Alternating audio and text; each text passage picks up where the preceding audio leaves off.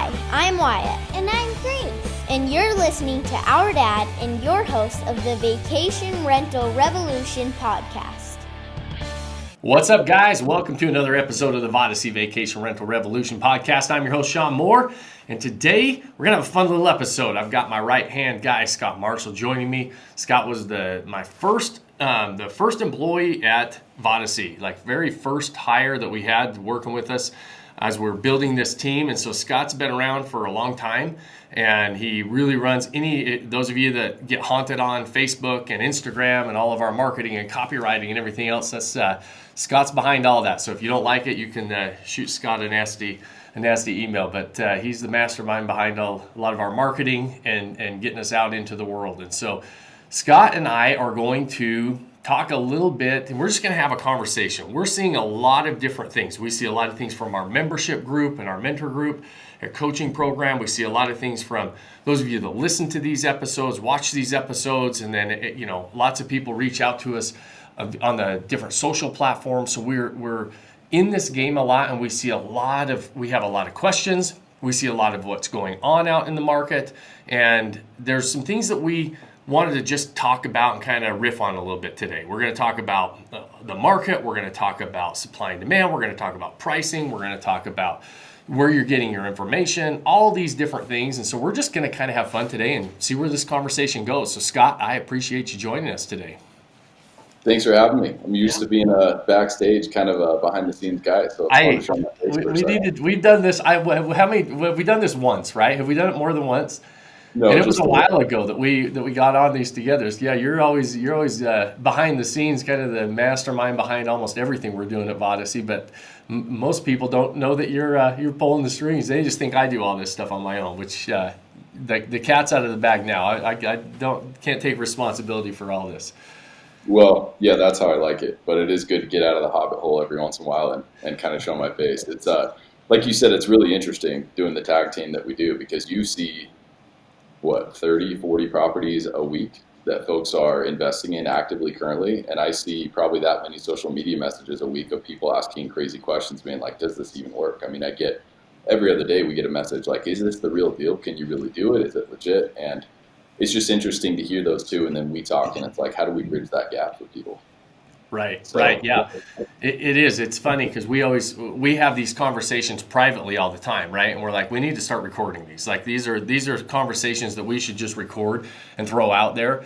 They're very unscripted, but a lot of times we'll sit and chat about this stuff, because you're right. You see this, like all the messaging and stuff that we get on social platforms and all this stuff, and some of it's crazy, and we're like, where in the heck are they getting this? And some of it's like, all these different opinions of telling us what we're doing right and what we're doing wrong, and everything in between. And I spend most of my time with our coaching members and our inside of that group, and I just assume that everybody's running down this path and analyzing properties and understanding the deals and understanding the underwriting. And the reality is that's not the case, right? When you and I talk, we're like, man, there's so few people who really understand that, how to, or even have a plan on the underwriting side of life, and really judging the markets and having, where are they getting their information from, or where are they basing their decisions off of, whether it's market, whether it's the property specific with pricing, whether it's how they're going to go to the market and price their own properties. There's all these different questions, and we see two totally different sides of the world a lot of times, you and I, and it's fun to we'll get on like a call like today, and we'll talk a little bit about it. So what I those of you listening, what I asked Scott to do is come with some of the questions that he's seeing a lot, and say, hey, let's just, like he told me about 2 or 3 questions that he's going to ask, and we just said, hey, listen, rather than trying to decide what questions we're going to ask, let's just start with 1 or 2, and then, because he and I have these conversations a lot, and we'll just see where it goes. So we don't know where this one's going to head. So those of you that are listening and watching, hopefully this is helpful for you. Yeah. Oh, yeah. If you give me the floor, I'll dive in, right? Because there's a lot of this stuff that comes up for folks. And to your point, the folks you're spending time with day in and day out, they're thinking in a very different way. They're already in this game. They know where they're headed, and their questions, how can I get there faster? So their questions are very smart that way, right? They know where they're going. How do I get from here to here? And you can help them. most of the questions I see tend to go in one of two opposite directions. One is like, I'm not sure this is legit. I don't think it is, or hey, I don't like it. Or the other is like, literally, I get people every week and they're like, hey, I just bought this. It's not working. Can you tell me what to do? And I'm like, I'll analyze it for 10 minutes using some of the tools that we have. And I'm like, well, shoot. I mean, I wouldn't have told you to buy that one, right? And so maybe that's a good place to start is we've done probably a good idea of a good job of showing how powerful this vehicle is. But what are some cautions that you would give to people right now as they look to dive into this? Yeah, awesome, love it. And so, yeah, to your point, we've talked a lot about this. Is saying, hey, listen, we've been screaming from the rooftops how awesome short-term rentals are for the last few years. Like, hey, this is such a fun asset class. This is what you really should be looking into if you're looking at a really fun investment and something that can be very profitable and all these things, right? We've been really selling the vehicle, if you will, and now, though, there's a lot of people saying how awesome short-term rentals are, and we're actually almost taking that opposite approach. We're having these conversations internally saying, hey, we need to talk about when it's the right time to take a couple steps back and maybe not invest in short-term rentals, right? Some people, like, because right now, short-term rentals are uber popular. You know, when you want to talk about investing, if you're talking about real estate, short-term rentals are the shining star, and then the other is crypto, right? If any other thing, so you got short-term rentals and crypto that are like the two hot topics as far as investing goes. So now, what happens when that is the case and it becomes very mainstream and it becomes where everybody is wanting to do it, is a lot of times we assume that it's a lot easier and you can make a lot more money than you really can, right? And so now it's really time to start to say, okay, let's take a step back and see where we're getting that advice from. How are we underwriting our deals? Who are we placing that responsibility on to tell us or help us decide whether or not we're making the right move or making a good decision with our investing, right? Short-term rentals are not for everybody. I mean, nothing is for everybody, right? And so I think it's important for us to start having some of those conversations. And Scott and I are like, hey, listen, we have a mentorship, a coaching program, and at this stage we're by invitation only, and you know, we only work with certain people that are really diving into this game. But we don't want to come across as discouraging people to get in this game. But what I really want to do is give people some pause of saying, hey, what questions should I be asking? What should I be doing before I dive into the game, right? And I think that's where, you know, I know that you mentioned a couple things that always come up is that, hey, are the markets too high right now? Is it too expensive to buy this asset, and can I still make money in this game? The answer is yes. The answer is tomorrow. Is there going to be the chance to invest in it? Yes. Any market presents opportunities, but now rates are up, prices have been at all-time highs, and they just continue to go up. And I think that's not going to stop. We can talk about that here in the future, or in a minute. But it's if you're paying higher interest rates, high prices, and a lot of markets, your margins are starting to shrink, right? And so you better understand what it takes to succeed in this game. Can you still succeed? Absolutely. I mean, I made an offer on a property just this morning. There are properties we see all day, every day, in our group and us personally that we're making offers on. There's good deals in almost every market. Guess what, though? There's bad deals in almost every market. To your point, you said somebody will reach out randomly to you on social platform and tell you about their property and say, hey, I just bought this and I didn't, you know, I'm struggling with it. Can you look at it and tell me why? Well, you can see right out of the gate, because of what we do, we can see 2 or 3 reasons why they probably shouldn't have bought that property, right? But if you can't recognize why you should buy a property or why you shouldn't buy a property, that's when I caution you to say, okay, take a couple steps back and understand what you're doing.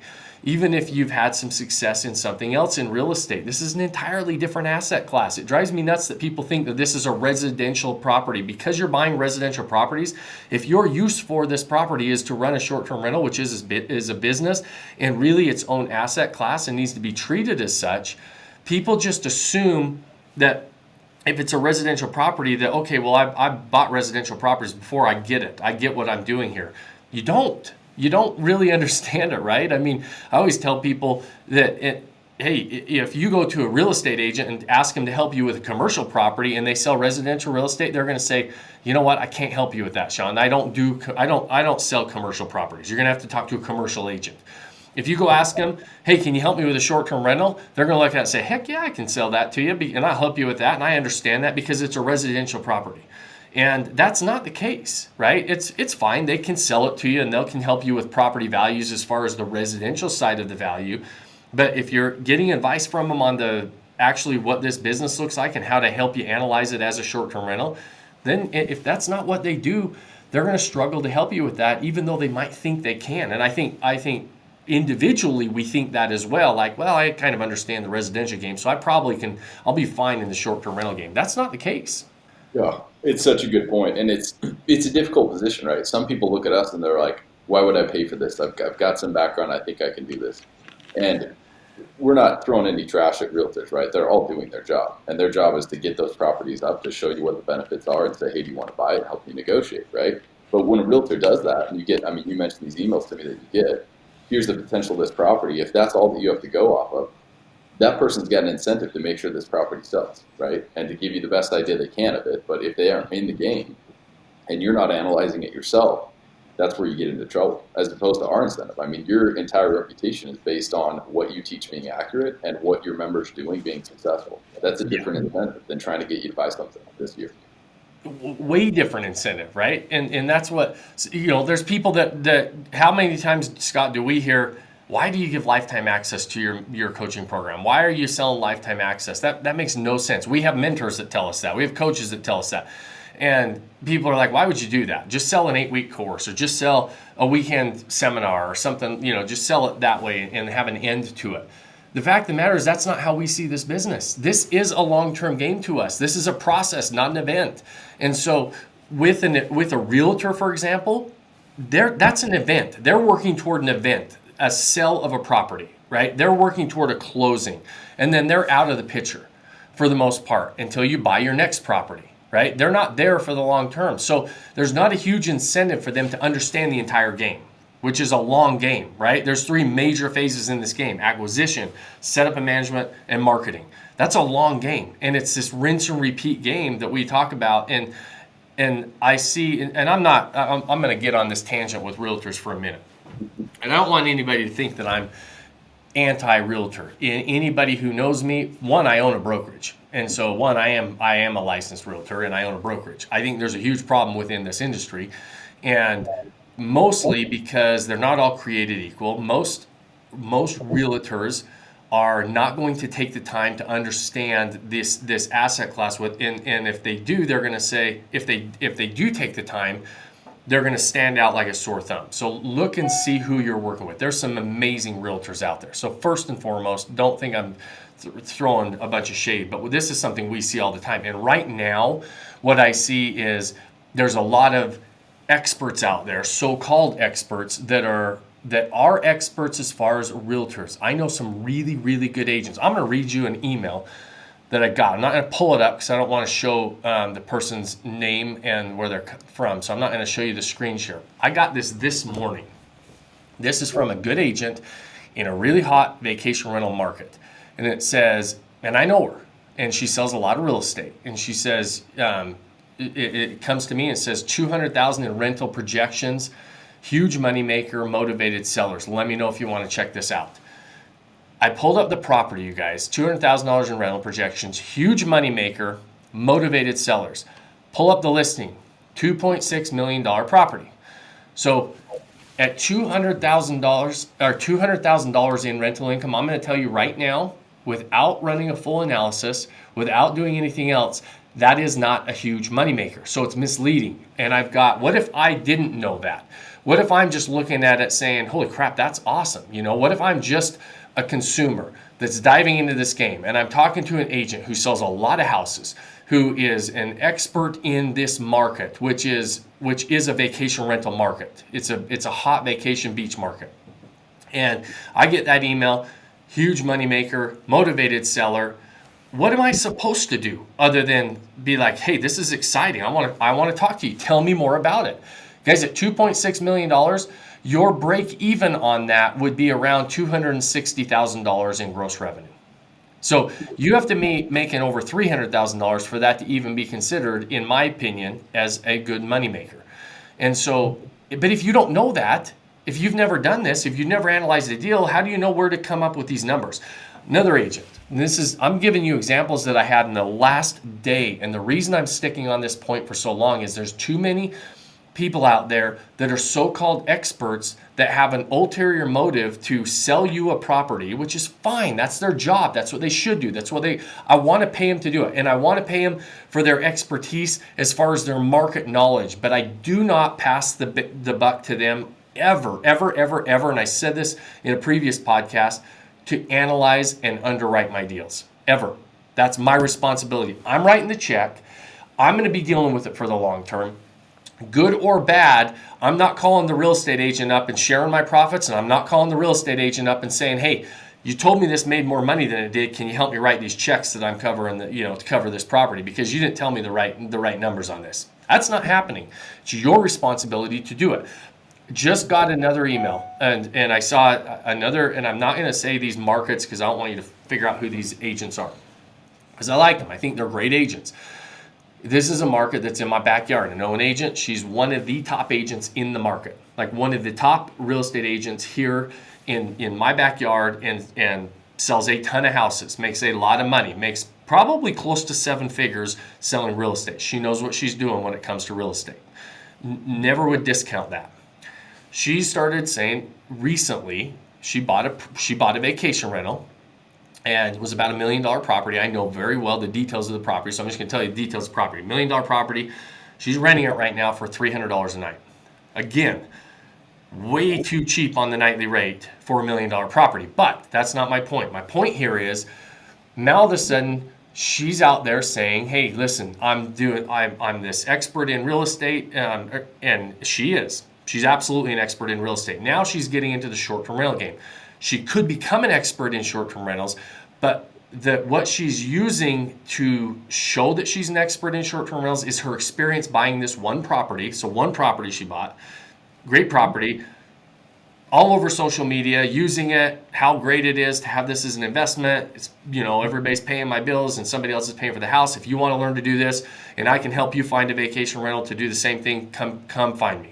Great. She's marketing. She's going to try to help you as an agent sell the house. So technically, she's an expert real estate agent, and she is. I'm not saying technically like to make a joke about it. She really is. She knows what she's doing in residential sales. I would argue that she's not an expert in short-term rentals. And there's where this crossover comes. And we see this all the time, and it really stresses me out a little bit because she went and bought a vacation rental. I don't know her gross revenue numbers, but I can run the numbers based on what she paid for this property, and I know what her nightly rates are that she's renting this property out, and she's bragging about her high occupancy. No shit, she has high occupancy.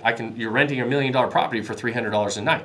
Your property is going to have high occupancy, but you're not making any money at that, right? So if you're really trying to become an expert and maximize an asset and understand a market and really dive into it, and maybe your property goals are just to supplement a vacation home, right? If you're just trying to buy something and you don't care whether you have a negative cash flow or whether you pay for your bills or anything else, great. Maybe that's her property goals. And maybe I'm being a little too hard right here because I don't know her property goals. Everybody's property goals are different, and I really don't know. Maybe that's what her property goals are. What I get frustrated about is all of the social media stuff and marketing around, okay, now I'm this expert in short-term rentals and I can help you go find one. When a lot of people, and this is what, if you're listening to this, I'm probably preaching to the choir. You're probably taking this a little bit more serious than most. But I also hear all the time, and I don't have a lot of sympathy for this, frankly. I hear all the time, well, my realtor told me to do this, or my realtor told me it was going to make more money than it did, or somebody else, my friend told me that they have a property, or what's really common is in the rules and regulations and being able to actually operate as a short-term rental, because there's a lot of areas you can't operate in a short-term rental. They say, well, my realtor told me I could, or my friend's doing it, or I looked on Airbnb and there's short-term rentals there, so I must be able to do it. No, that's not how you decide, right? The same as you don't have an agent tell you that underwrite the deal for you, unless they say, hey, listen, I've underwritten these deals and let me show you what I'm looking at. I'm okay with that, but then go verify everything. But just to say, Well, somebody so-and-so has, and don't do it with me either. Don't say, well, hey, Sean's got these properties and makes money. I should be able to show you how I underwrite something, right? If I'm going to give you advice on something, I'm going to show you how to do it so you can do it yourself. Even in my mentorship program, I review all of our members' deals. I see all of the deals that come through.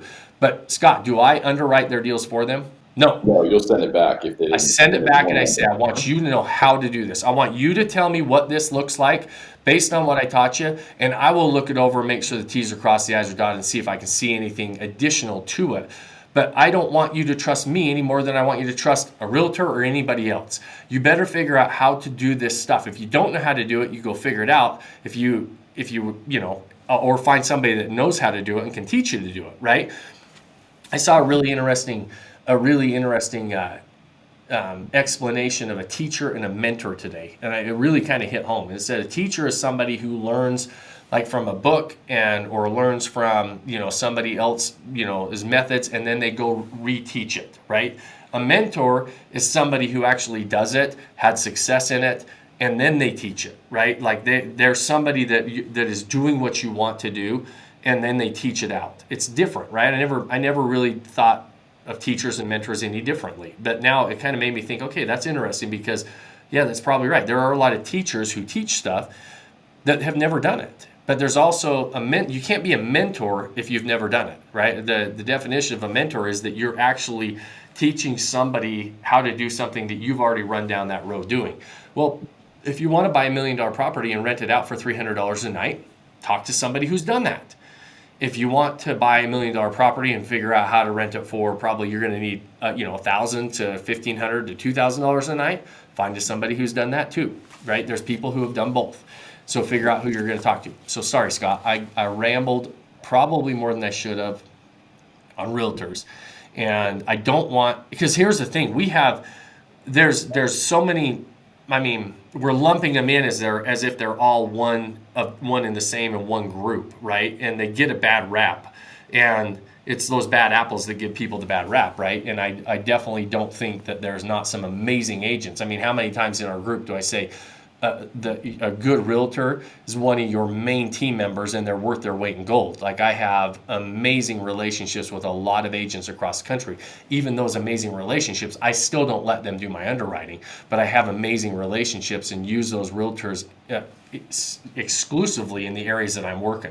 Like, I find somebody I'm working with. And so, I mean, how many realtors do we have in our mentorship program that are taking it really serious, saying, hey, this is a growing asset class that I really know nothing about, and they're humble enough to say, I want to learn this so that not only myself, I can do this correctly, but I want to help my clients do this correctly. I want to help and point them in the right direction. So there's the flip side of that coin too, where there's a lot of realtors who take it really responsibly and are doing the right thing. The reason I'm pounding and hounding on realtors is because we hear this all the time, right? We hear that excuse. That's not, and I want to also be clear, that's not the realtor's fault. That's your fault. That's the person who's saying, if you ever say, like, you'd better take responsibility, look in the mirror and say, who made the decision? Who wrote the check? If you wrote the check, then you should have done your due diligence, right? It's your responsibility to find that out. And that's where I think that's the point I want to make here, is it's not anybody else's responsibility. It's your responsibility to do that. And if I could think of one characteristic, Sean, that characterizes our group, it is that these are folks that understand I'm in charge of my life. I'm going to be in charge of my life. Therefore, I want to invest in me so that I'm capable of doing this, because I know when I list this thing on VRBO and all of a sudden I get crickets, or when I have an issue and the manager says this and this actually happens, I actually know what to do instead of like, well, shoot, so-and-so told me X, Y, Z. And that control, this is more my generation than yours, but so many people right now are looking for the easy button investing. Just get into X, just get into X, Y, Z. And that mindset will just destroy any investment. You've got to pick a lane, become an expert at it, get good at it, know what you're doing, and then get into it. I just out of curiosity, are you implying I'm older than you? You're my generation and yours. I don't know what's worse, me to imply that you're older or me to claim millennial as my generation. Yeah, hey, listen, the easy button is not exclusive to any generation. I promise you that. That is universally attractive to almost every generation. And unfortunately, that's what we sell. And frankly, when I look back at some of the things that we've put out there, we might have been misleading that, hey, this is easier than it is. I mean, I'll be the first to admit, when we look back at some of our stuff, how many times in the last month or so, Scott, have we had conversations where, I mean, and like you guys you heard me, Scott runs all of our marketing and our messaging and our copywriting and all that stuff. And then, together we put that stuff together. How many conversations have I said, hey, we need to start talking about some of the mistakes. We need to start showing people some of the things that they should look for, some red flags and things that should give them pause in some of these markets, rather than always saying how awesome and great this is, because we do love it. Like this is such a fun asset class. And sometimes we get stuck on that because we don't want to be negative. I don't want to just sit and harp on, well, there's all these scary things to look for. There's scary things in everything, right? There's drawbacks to every road you run down. There's some challenges in every road you run down. But sometimes ourselves, we're even guilty of saying, hey, this is so great that if you just do this, you're going to have success. And that's not the case either, right? And so, but that, and so just, everybody's attracted to that easy button. Everybody's attracted to the diet pill and not the workout plan. We talk about that all the time recently. And it's to the point is that is attractive to so many people, and it's unfortunate that that's where we're at in a society, is just thinking, okay, what's the fastest, easiest way for me to get something done, instead of how can I do this? Like we talk about that saying that the Navy SEALs, slow is smooth, smooth is fast, right? Let's follow this process, and it's actually going to be the fastest road to success, right? Let's slow down, understand what we're getting into, learn the process, and then be able to run fast, right? Rather than running fast into something that we don't know, and we don't go into it with our eyes wide open, and there's all these big surprises that are tough to deal with. It sometimes what if you buy the wrong property? What if you get into a market that doesn't make sense? Those are tough adjustments to make. Those are probably the next case studies that we should publish, because our case studies look like 0 to 60 in 2 years, right? I had nothing, and now I have a portfolio of 3, and here's how it's doing. And we skip the parts of like, well, for these 3 months, I was really scratching my head. I was really worried about XYZ. I had to replace the septic tank, etc. Right? Yeah. So I hear you. It's hard to give a complete message when you've got this much of a person's attention. And I think if we did, we'd say this. That's the biggest problem. You got 15 seconds on half the stuff we build out now, and I'm like, you can't even tell the whole story, right? It's impossible. So those of you listening, I appreciate you spending more than 15 seconds with us, because this allows us to get a little bit more of these messages out there.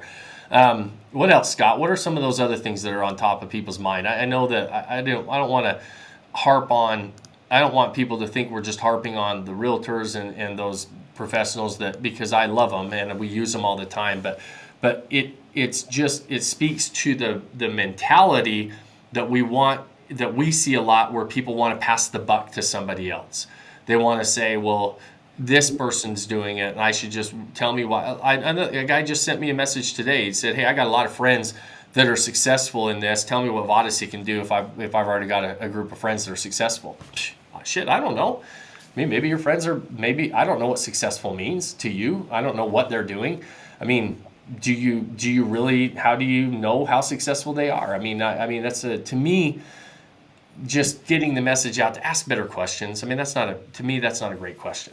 It's like, what can you do better because I got friends that are doing it? I don't know. Maybe your friends are exactly what you need. Maybe they're not. I don't know. I need more information than that. Gosh, that's such a good point. That's one thing you're really good at, is getting specific. And if somebody joins us, that's the first thing we have them do. And once you're clear on that picture, you're a lot further along. To your point, wondering what else people are looking at. You and I wrote the Why We're Buying Vacation Homes Now report, a year and a half ago, when everybody was up in arms about housing prices and everything else. And we said some really important things about supply and demand in that report. And now I feel like we're due for a second one. A few things that are on everybody's mind right now: obviously, interest rates going up, inflation going up, housing prices still going up. What would you say about those? Yeah, awesome. Yeah, that's to those of you that have downloaded that or seen that. Yeah, we did a market report and really addressing the fact that the big question back then was, are we going to have a bubble? Is the bubble about to burst? Should we still be buying? Because we're afraid of what we saw back in 2008 when the bubble burst, and we really our opinion about that was in my opinion, still is, and always has been, is real estate is very much a supply and demand market, right? Like most markets, it's very simple economics. Typically, it's driven by supply and demand. And right now, in the real estate game, we have a really low supply. Inventory levels are almost non-existent in some markets, which is why you still continue to see prices skyrocket. You continue to see multiple offers. You continue to have to battle out when you are making an offer with 10, 15, 20 other buyers. And that hasn't stopped. And so until that slows, I don't think prices are going to slow down any. And we've got rates that are going up right now, which is going to curb and frankly, some of those people that are getting loans, myself included, my buying power, I'm in the acquisition phase right now. My buying power just dropped a notch or two because I'm getting a loan and all of a sudden rates are going up. So what I could qualify for today is less than what I could qualify for 3 months ago. And so with the same everything, right? So my buying power does go down a bit, but there's so much money out there right now. There's so much money in the markets and you still have way higher demand for these properties than you have supply and inventory in most markets. And so that report is still very applicable when it comes to supply and demand, right? If the bubble's bursting. Supply and demand doesn't usually catch up overnight. It's not something that you can't flip a switch and solve the supply and demand issue. And I don't see inventory really skyrocketing anytime soon. It's harder, builders, you think builders were behind 2 years ago? They're further behind now because of the supply chain issues and these bottlenecks that we're having in all these different things, subcontractors, supply chain, materials, all these different things. And so we're actually getting further behind the bus versus closer to catching up to that demand, the demand that is out there for houses right now. And there's a lot of sellers that aren't selling because they're saying, man, I can't. I might be able to cash in, but I'm not going to be able to buy anything else. So you have sellers, nobody's selling houses. There's houses for sale, but there's very few sellers. Builders aren't able to catch up fast enough. So that supply and demand gap is still really, really wide. And until that catches up, that market report's really applicable. The things that we have different now are everybody's talking about inflation. That's a real issue right now, right? I've heard anywhere from 25 to about 35% of the U.S. currency was printed in a 24-month span. So even if it's on the low side of that, that's a lot of extra money in the markets. And there are a lot of opinions about whether what caused that or didn't cause it. You will have a hard time convincing me that having that much more money in circulation does not cause inflation. So, I look at it as if we're playing Monopoly, and we've got a Monopoly game out, and my daughter says, hey, Dad, can I take the money from this other Monopoly game, and can I put it in the game we're playing now? And if I allow her to do that, all that happens is we all have more money to play the game, and everything costs more, right? We don't have more properties to buy. We don't have more land to build on. And so all of our properties in that Monopoly game now are more expensive, and nothing really changed other than there's more money in circulation, right? To me, maybe there's people smarter than me that can dive into it deeper than that. But to me, that's a big issue for us right now. Is there's a lot of money out there. Everything has gotten more expensive, and whether you believe that printing money causes inflation or not, I don't really care. The fact of the matter is we have inflation, and there's a hell of a lot more money in circulation now. Everything costs more. So whatever you attribute it to, you can attribute it to. But that's what the reality we're dealing with right now. So what does that really mean? We're talking about two things, and this is where I think sometimes we get confused when we talk about market reports and market, what we're doing in the markets. We talk a lot about the real estate market, right? The supply and demand on the housing front, right? So, and that's a shortage. Inventory is less than supply is less than demand. We have the other market on the back end of this, which is the actual short-term rental market, right? That's the market of once we own the home, we have the demand of guests coming in and visiting an area, and the supply of homes in those markets, in those other individual markets. And those are all individual little markets that have their own supply and demand issues that you have to deal with. Well, those are acting very similar right now. to the real estate market. That's why we get them confused a little bit. There's also a supply and demand shortage on the backside when it comes to short-term rentals. And so we've got this, once you actually have a home, now you have the same type of a supply and demand issue. And if you're one of those people with the supply, you have the ability to charge a little bit more, be a little bit more aggressive, do some different things to have high occupancy, all those different things that we can do on that side of life. And so we've got supply and demand issues. We're looking in two different markets. Well, when you are paying a lot more for a property and you've got high interest rates, so your cost of ownership is higher than it was 2 or 3 years ago, and talk to me in 2 or 3 more years, and my guess is, and my bet is, it's going to be higher than it is today. I don't think it's going to change on that side of life.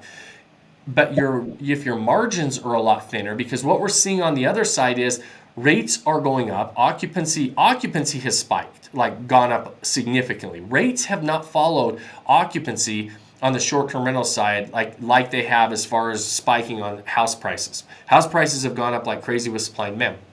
We have not seen the rates really spiking. They're going up, but they're not spiking. And so what that means is your overall revenue, your overall margins are shrinking. I do think that and here's the other thing in this game is there's a big gap between the average properties and the top properties.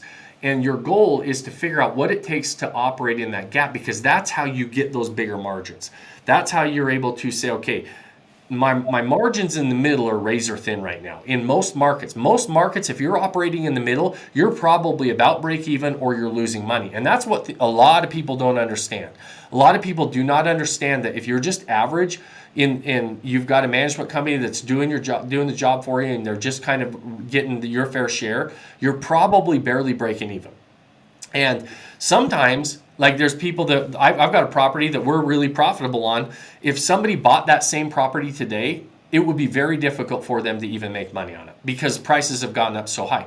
So the point to all this is, Scott, is when we start talking about these markets is we have to look at a lot of different things to decide if this is a viable game that we want to play. And my opinion is yes, absolutely it's a viable game. But also you have to understand the game you're playing or you shouldn't play it, because there's too many moving parts. There's too many things you need to look at.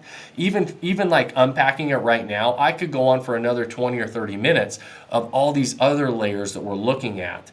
And if you're not even aware of what those next things you should look at are, that's when I think you should have some pause. That's when I think you should pump the brakes a little bit and say, okay, I need to dive into this a little deeper, because I just don't like to see and hear these or have these conversations with somebody that got into a game that we love so much, that we know that there's opportunity in, we know that people are having success, but they just didn't do their homework. They had the guts to get in, which I love. I love that they took action. Like, how many people sit on the fence and do nothing, Scott? We talk to people all the time, like, I'm going to wait for the market to drop, Well, it's been how many years since the market was at a bottom? Yeah. And even if it starts to drop, what are you going to do? Buy one property every 20 years? That there's people that make money in every market. So I really love when I hear somebody that actually took some action, and it makes me sad when I hear that they took some action but they really didn't dive into it with their eyes wide open. Does that make sense? Yep, totally. And to your point, I think the saltiest thing we put in that market report was, newsflash, I hate to say it, but if you're going to wait 5 or 10 years for the market to come down and then buy, you're not going to be the one buying. We will be, because we're in it now, and we'll have the money to buy then, because it'll be a different market then, right? Yeah, absolutely. Yeah, exactly. And we buy in up markets and down markets. If you really understand the game you're playing, you can make money in every market. I mean, the best of the best, they've been in these games for a long time, right? And they're in it for a long time because they know how to make money in every market, right? So when you talk to somebody about taking some of their advice, make sure, one, they're in the game you're going to play. Make sure they're having some success in the game you're going to play. And maybe ask them how long they've been doing it. Doesn't mean that there's not experts and people that can learn it. Everybody starts somewhere and could be really good at something without a lot of experience.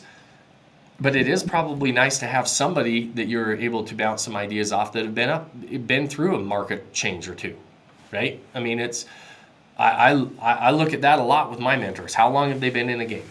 Yeah, I mean, just this game alone, right? It's changed so much in what, 5 to 10 years. I remember when Airbnb came out, and it was like a bunch of people had a basement, and they're like, "Sure, you can stay in it. Here's my Yeah, it's file," couch right? surfing, and yeah, exactly. It was all about couch surfing, and then it turned into like just urban property type stuff. I mean, look where it's gone and matured to where we're at today. It's crazy, and this is a really kind of a game that's still in its infant stages when you compare it to other assets and other asset classes in real estate. I mean, so there's not a lot of people that have a ton of experience in this game, frankly. I mean, we started back in this game. We bought our first one in 2006 as a short-term rental. Really didn't get that serious about it until 2012. That's not that long, comparatively speaking.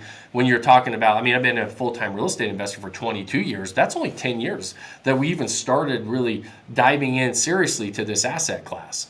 I think that brings up a good point, which is on a lot of people's mind, or at least maybe it should be, and that is really exciting game right now, really interesting problems right now. You've got to know what you're doing. Where do you see it, Sean, going in the next 5 to 10 years? What do you think is going to happen? Yeah, that's a great question. I think it's just going to mature to, which we're seeing right now at a rapid pace. It's going to mature to its own asset class, right? And it's very mainstream now. What I think you're going to start to see is almost every municipality and every is going to have very specific zoning for short-term rentals. They're going to have very specific licensing requirements, just like you would any commercial property, a 7-Eleven on a corner, an apartment complex. It's going to be its own asset class. It's going to be separated from residential real estate, and I think that's a good thing for the industry. I think we're going to start to see a lot more on the software side as far as analytics. We're going to start to see. I think there will be big investors coming into like the IT side of this game, where it really helps us to analyze these markets and this as an asset class. I think you're going to eventually see institutional money start to come into this game, which right now we don't see a lot of. I just think it's going to grow up and become its own major asset class, like you see in across other industries. Multifamily, commercial, all these other identified asset classes. And I mean, it's not going to go anywhere. It's going to be a major part of the hospitality industry. I wouldn't be surprised at all if you start to see a lot of the major hospitality brands start to get into this game and really start to and they already are. They're already coming in. Marriott's been coming in pretty strong recently. There's a lot of them are coming into the game, and I think it's great for the industry. I think it's this is very much a mom and pop industry up to this point, and it was the Wild West for a long time. We're kind of past the Wild West stage, and we're growing up. And you do have those two different hosts now. You've got kind of those professional hosts that are worried about kind of branding and operating at a professional level, and you still have those mom and pops that are looking at supplementing a vacation home based on their property goals, and that's okay. You're always going to have that in this space, but I think you're going to start to see that professional side really start to mature and start to move into a lot of different things. And I think what that brings along with it, which I think is a good thing, is there's because of the mainstream that it is, as mainstream as it is. I think you're going to start to see a lot of these municipalities. Sometimes they swing the pendulum so far one way and say we're absolutely shutting them down. We hate them. Blah blah blah blah. I think the pendulum's going to swing to the middle somewhere, and I think it's good. But I don't believe short-term rentals should be placed anywhere. I do believe there needs to be some responsibility as far as where you put them, how many you allow, so that markets just can't become completely short-term rentals and there's no long-term rentals for residents and your hospitality workers or the people that are outside of the hospitality industry that live in these areas. So I think there's a lot of responsibility that comes with owning these properties, but it has to come with some regulations too, because most people aren't going to just voluntarily say, well, yeah, that's probably not a good fit here, right? Yeah, that's interesting to think about how that landscape will change. And if you think about it, it's really a privilege to be able to do this, and you want to do it well for your guests and for the community. So that's a huge point, I think. Yeah. So awesome, man. What anything else you've got on I know we're kind of wrapping up on time-wise. Anything that's coming to mind that we didn't hit on today? I kind of rambled off on a few different things. No, I mean, I guess a big one that just always comes up in my mind is, what do you feel like the biggest things are that hold people back? Not people that shouldn't be doing it, not somebody with not the right savings or not the right mindset, but somebody that's like, look, I've got capital to deploy. I believe this is the right asset, but I'm scared. Or I'm looking at this particular market, and to me, to my eyes, it doesn't look good. What would you say to those folks? Yeah, one, you might be making the right decision. I would say look into it enough to where you actually understand it. A lot of times for the right person that we talk to, they're like, hey, they're the right person to get into the game. They really they want to do it. But a lot of times what holds them back is that they haven't done enough due diligence. They don't know the right people to ask the questions to. They might be just seeing there's so much noise out there online, right? And some good, some bad, and everything in between, right? And so I would say it's okay to go slow in the beginning. It's okay to do your due diligence in the beginning. But if you're going to do something and you have an intention to move forward, the best time to buy something was yesterday. So is it a rush to buy? Hell yes, it's a rush to buy. Like I'm always in a rush to buy because I want to get that asset in my portfolio as soon as possible once I make a decision that that's the road I'm running down.